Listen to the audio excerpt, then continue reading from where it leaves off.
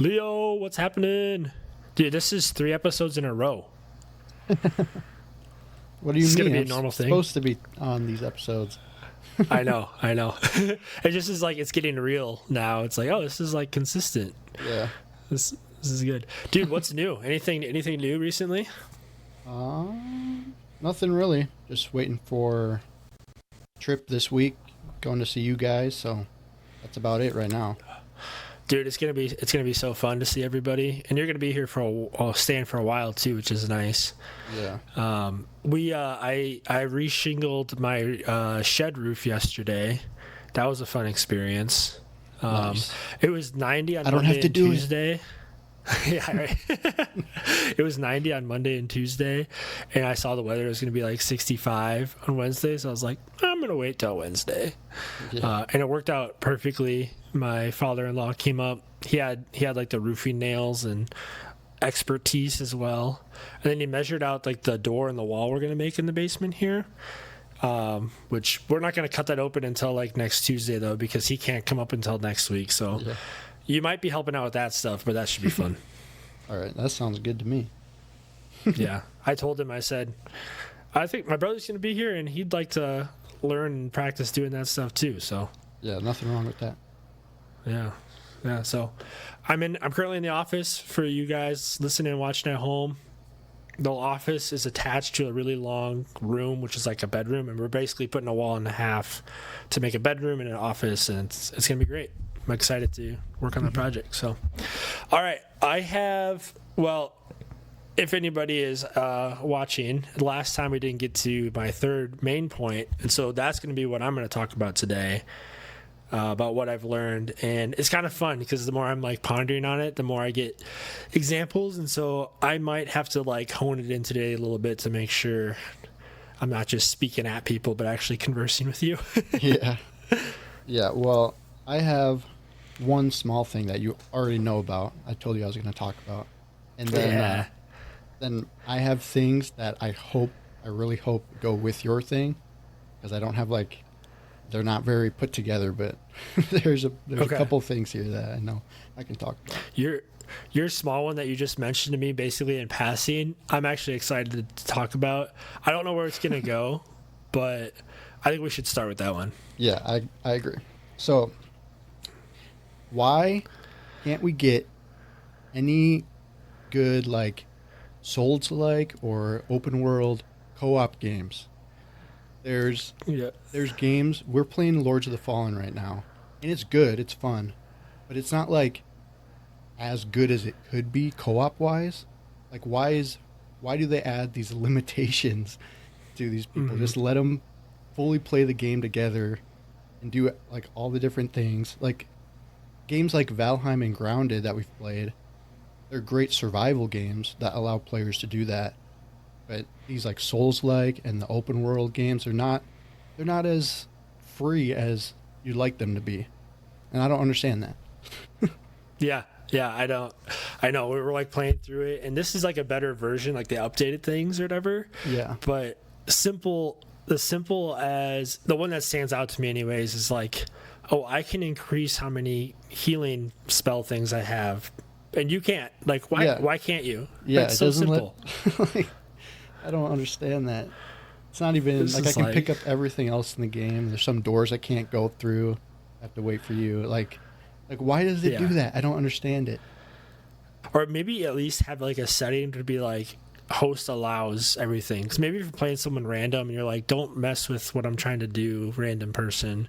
Yeah, and I think But- there's like ways to do that, somehow, but why is it like so complicated then? You know, it makes me think of, okay, I have a couple of thoughts. Quick thought is, you know how whenever like the Wi-Fi doesn't work, it's always so fresh to be like, why is the Wi-Fi not working? Yeah, But then you think about it, it's like, I have no idea why Wi-Fi works in the first place. Yeah, So I like get mad about exactly. something I have no control over. Yeah. But okay, going back to your point though about the games is, if anybody knows, a lot of people know about the Assassin's Creed, not trilogy, set, whatever, game. series. Yeah, Series, that's a good way to say it.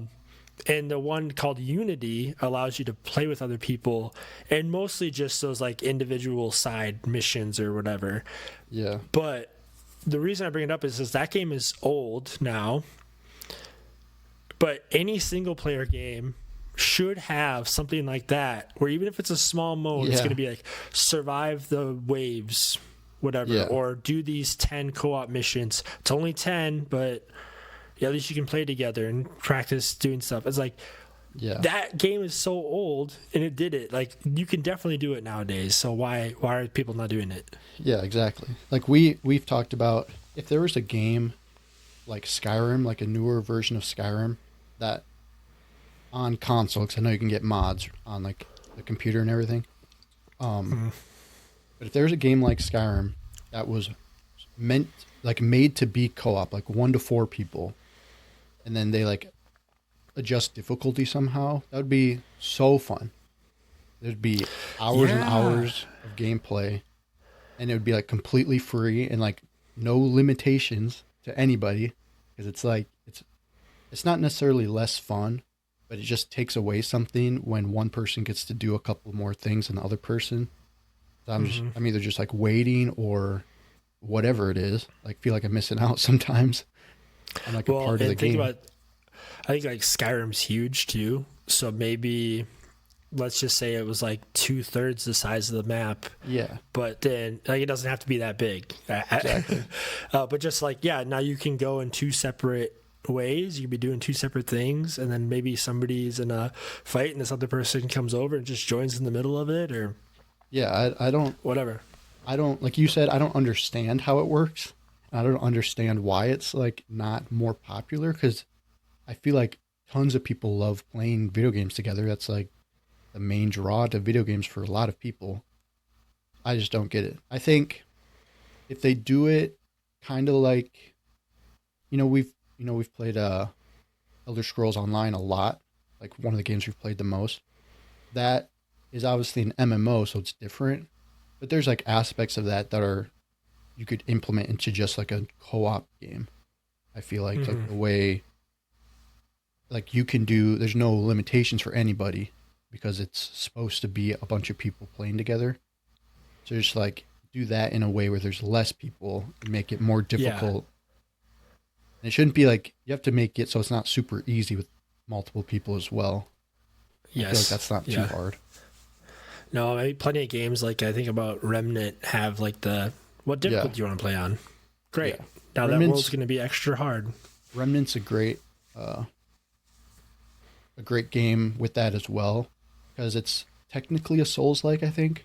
But it's obviously it's way different like style. It's more like aliens and futuristic, whatever. But they don't have any like limitations there. The most you have to do is invite the person to your world and then play with them. And again, I like that game, and it is fairly open. Like there's a lot of paths and hidden paths to go on to. Yeah. And the only difference with that one is that it's not completely open now. So it's like you have to follow the path. So it's like if somebody just like combined all these things together, I think it would do really well. Like I know Elden Ring is similar to that, open world, a bunch of bosses, one of the best games of all time, people say. I've never played it because I just haven't gotten around to it or want to pay for it right now.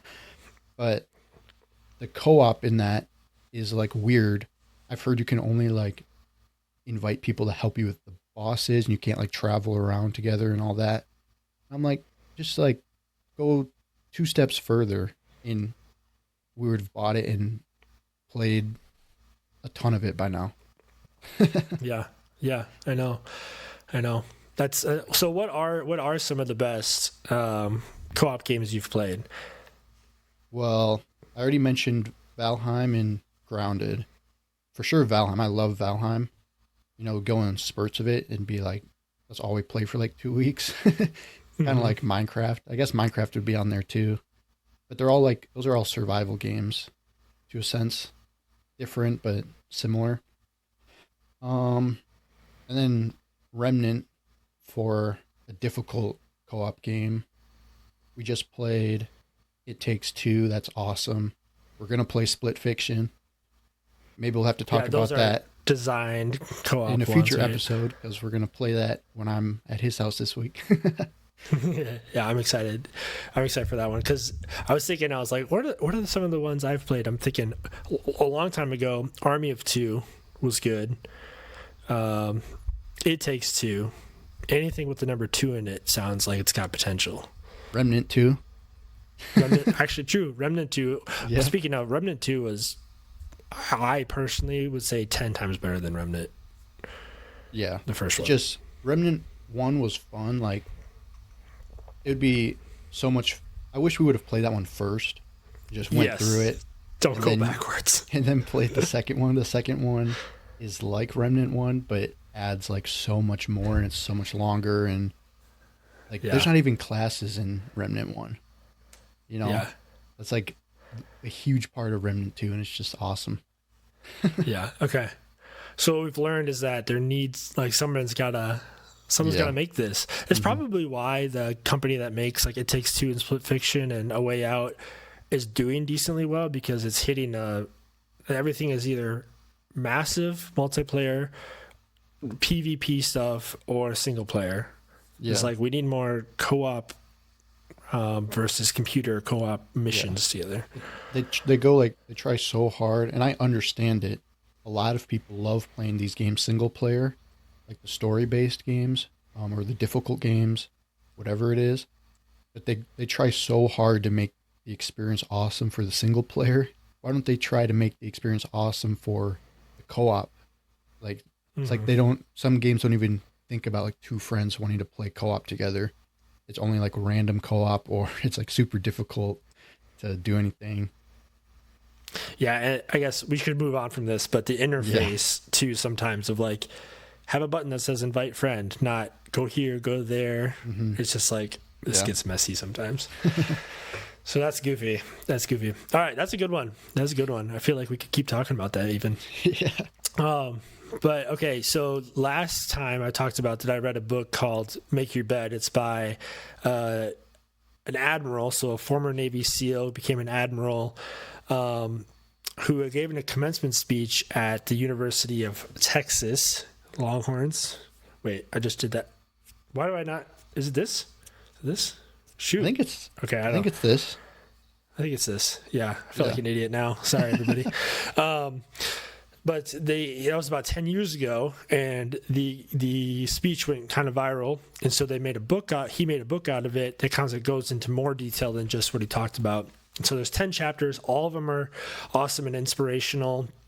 Really easy read, tells a lot of stories, and I like the military kind of talk and stories and stuff too, to hear what goes on in the training and at war and stuff like that.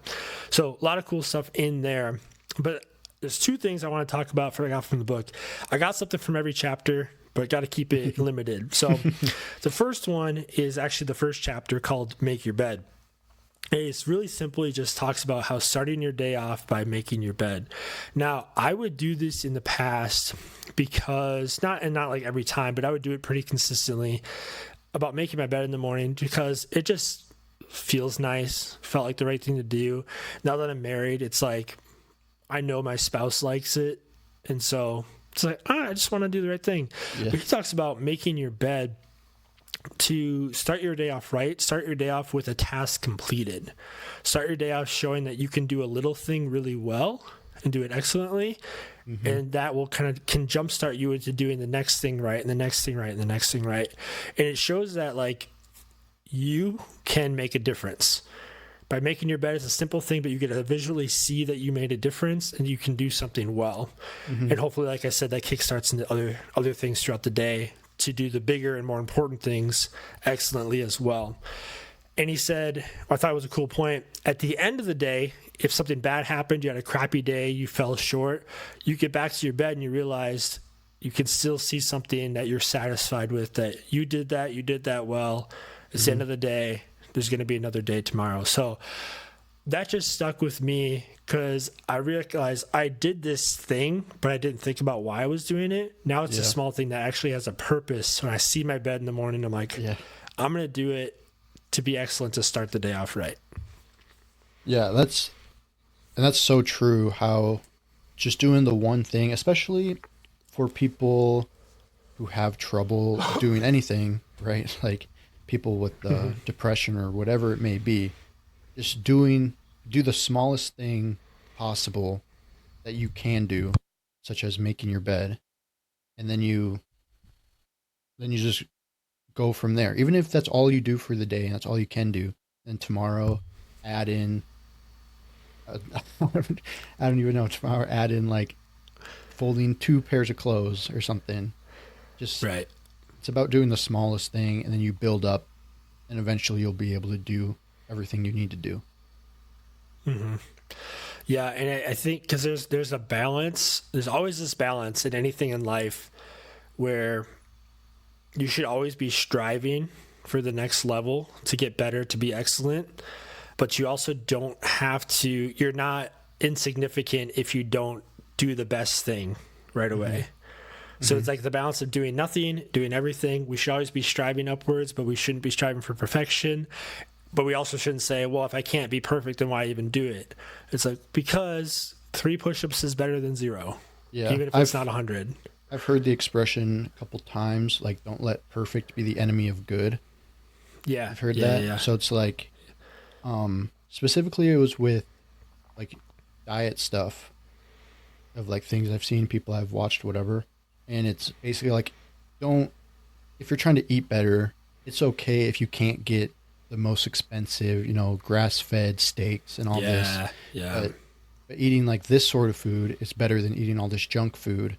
So just take steps to make it better. You don't have to be perfect. No one's going to be perfect. I remember Mom talking about that. It's like, okay, we want to get all these fresh fruits and vegetables, but it's hard because it actually makes the grocery bill more expensive to do that. And so you have to balance like being healthy with your money, Yeah. depending on where you're at in life too. And then, right, maybe you actually do have money, but in another area you're spending money where you don't, it's like, I don't need to buy a coffee every day. So maybe I do it twice a week. So now I'm saving $30 a week. I can put that onto my grocery bill or something. But Yeah. okay, the second part, and you're gonna have to forgive me for this because this might take me a couple minutes to talk through a little bit to get to the point. I will start you with a question though once I enter into it, but then I might go a little crazy. So the 9th chapter of the book is talking about giving people hope, which is not something I expected in this kind of like war analogy life book, but it makes sense. Give people hope. And he talks about how hope is one of the most powerful forces in the world. And a lot of times we talk about like heroes, people are heroic because, or I should say, people are courageous when there's something to be courageous for. You can't be brave unless there's something to be brave for. I'm not brave sitting here in my chair right now. But it makes me think about is heroes, and there's a lot of heroes in a lot of areas in life, but the obvious ones I think about are like the Avengers. Now I know the Avengers are like a lot more popular 5 years ago than they are now, but everybody still knows who they are. So the two that most people talk about, Captain America and Iron Man, a lot of times they're like pitted against each other. So I wanted to ask you, are you more of a Captain America person or an Iron Man person? I'm definitely more of an Iron Man person, I think. I don't watch Avengers like that. I haven't even seen any of like the newer movies, which I know I probably should. But I just know I've always been more like, I've always liked Iron Man more. It just seems cooler to me, I guess.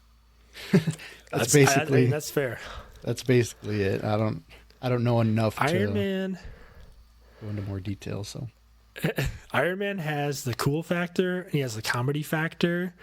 Definitely those things. So I am more of a Captain America person, but I do appreciate both. So this is good. We got a little dichotomy here, and I know you can't really defend Tony Stark well with your knowledge or whatever, but I'm not going to get into that. What I'm going to say is that they are both heroes. It's just a fun question to get. But they're very different people.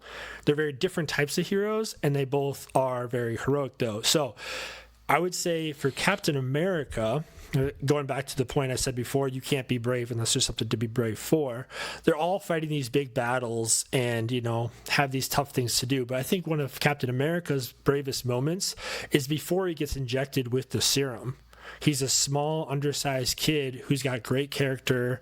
He's very courageous and faithful and stands up to bullies, tries to do the right thing.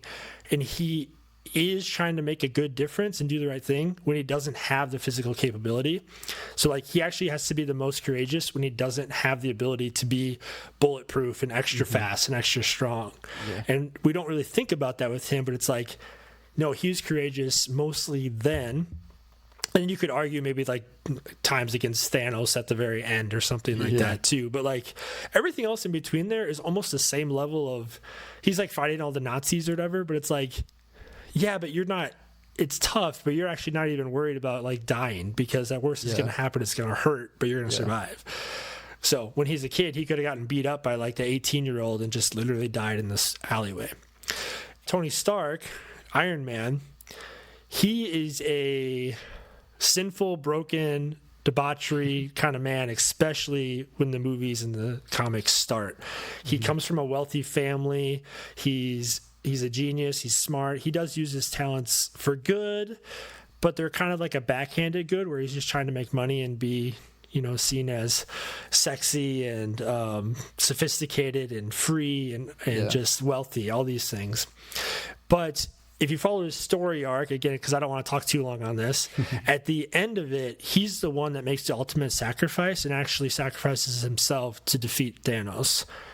It's the guy in the beginning with his character would not have done that. He even has a line that says, him and Captain America are fighting, like verbally fighting. They do physically fight later too. But he talks about like, Captain America says, you're not the type of person that would lay down his life on top of the barbed wire so that somebody could walk over you. He goes, well, I would just cut the barbed wire. It's like, oh, that's smart. That's funny. You get around it. But at the end of it, you realize he grows to like, he doesn't try to get around it. He says, no, I'm actually going to lay on this barbed wire. I'm actually going to like kill myself to actually defeat Thanos, which shows his character and shows that that's when he's grown as character. He's grown in bravery through all this. So this is where I get to my full circle point here. So they both were brave in situations that required bravery. Now, you and I are not an Avenger fantasy superhero. You and I are also not even Navy SEALs in these war-torn, tough circumstances. But what clicked in my head was that, like, we can give people hope by how we act and respond and talk in everyday difficult situations. So what I have written down is, you know, smile when you feel like you're going to get mad. Sing when you want to scream. Be a light in the place that's dark, whether it's physical, mental, spiritual. Be a light for yourself, for others. In the mud, stand tall. You know, when you're getting dragged down, stand up. So everyday life, this can look like persevering when workouts get tough, when you're mentally in a funk, when your children are annoying you. Another thing in the house breaks as a homeowner, just is always something that you need to fix. You get a bad medical diagnosis from yourself or a spouse, somebody dies in the family. It's like, okay, how am I responding in these situations? How can I actually be courageous and give people hope when it's a time that is difficult? Yeah, I think so. I'm a very optimistic person, and now like thinking about it, I guess I've never worded it like this, but optimism is basically just having hope, like always, you know, about some situation, even if it's not frightening or a hard situation.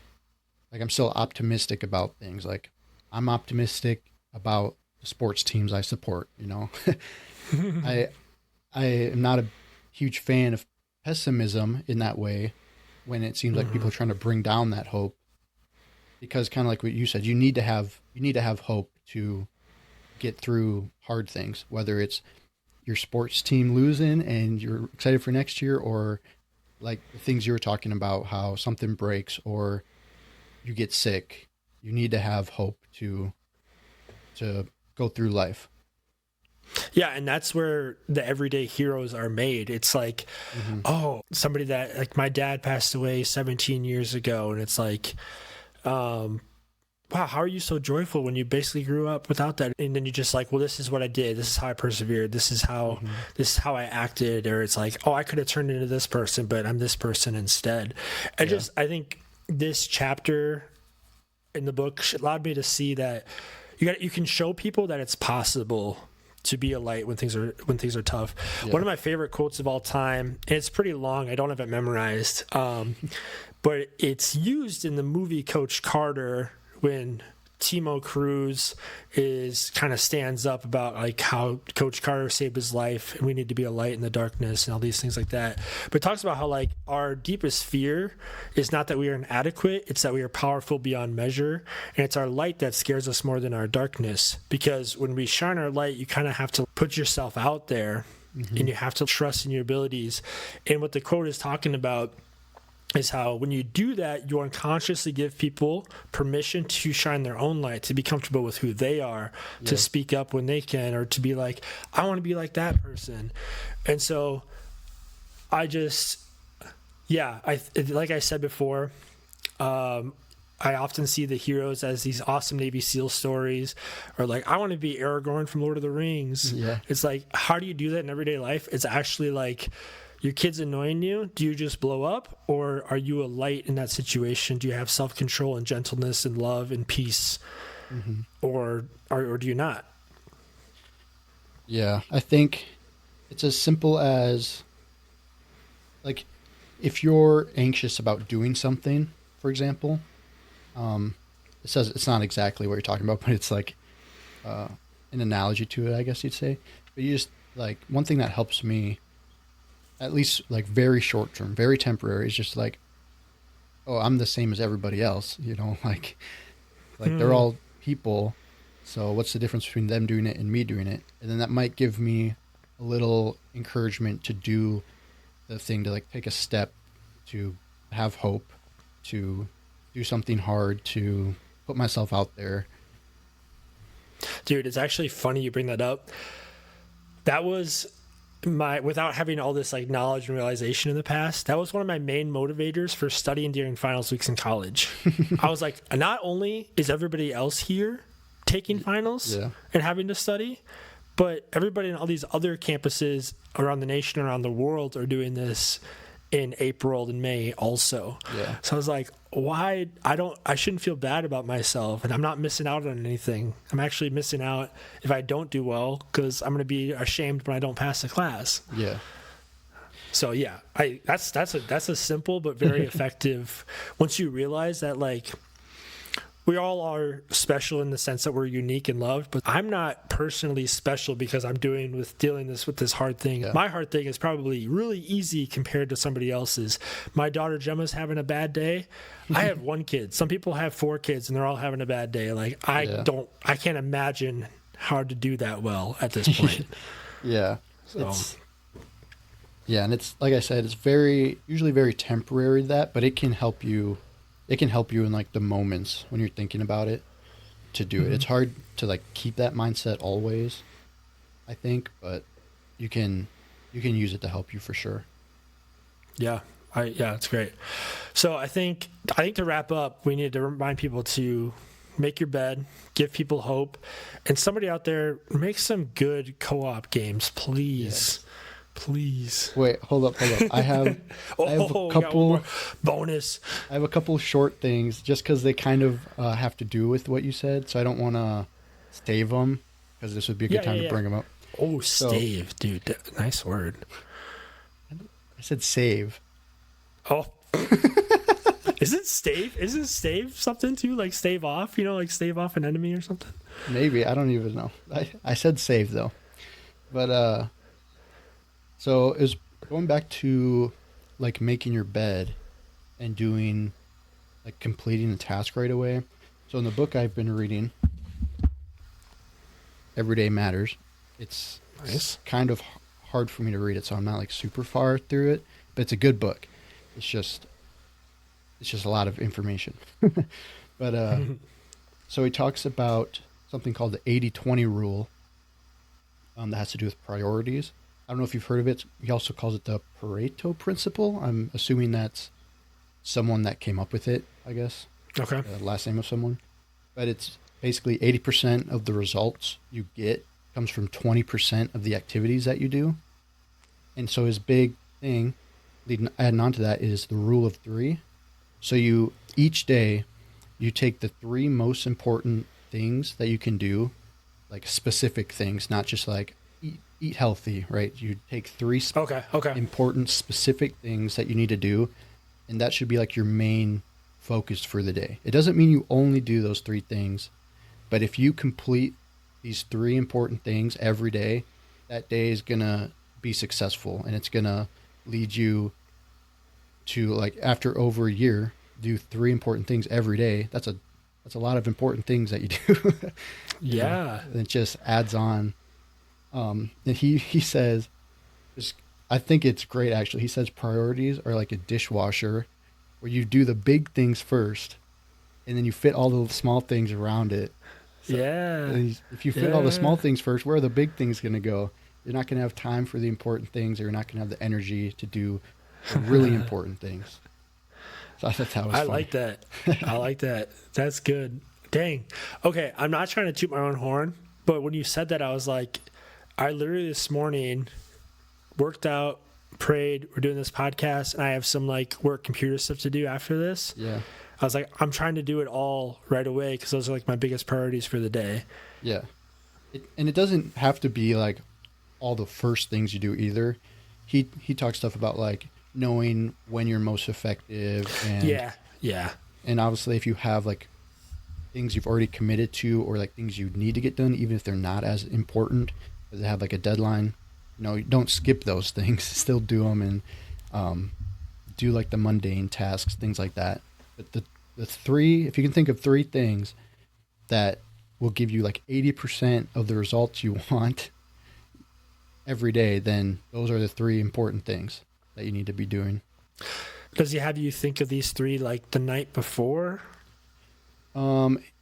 He has like a lot of information about what types of goals you should have, and like sub goals and stuff like that. And so he basically says to like draw from those, and like, yeah, I guess that's all it is. I'd have to reread like the paragraph to really tell. Well, I can tell, I know you mentioned that in the past that this book segues nicely off of Atomic Habits. Yeah. And I could see that with how you're talking about it. I could reading this book, I could like mimic that episode if I wanted to, just with things from this book. Yeah. So, reword it all. Let's go. I'm not even that far into it, so it's not a long book. But. Okay. Well, geez, I think this is a motivational episode. Somebody needs to listen to this and get fired up, get their life together. A game developer needs to listen to this. Probably he's like, I need to prioritize these things, and the first thing is co-ops. Yep. It's hard in this industry to do it, but I'm going to be a hero there, and I'm going to make it. Yeah.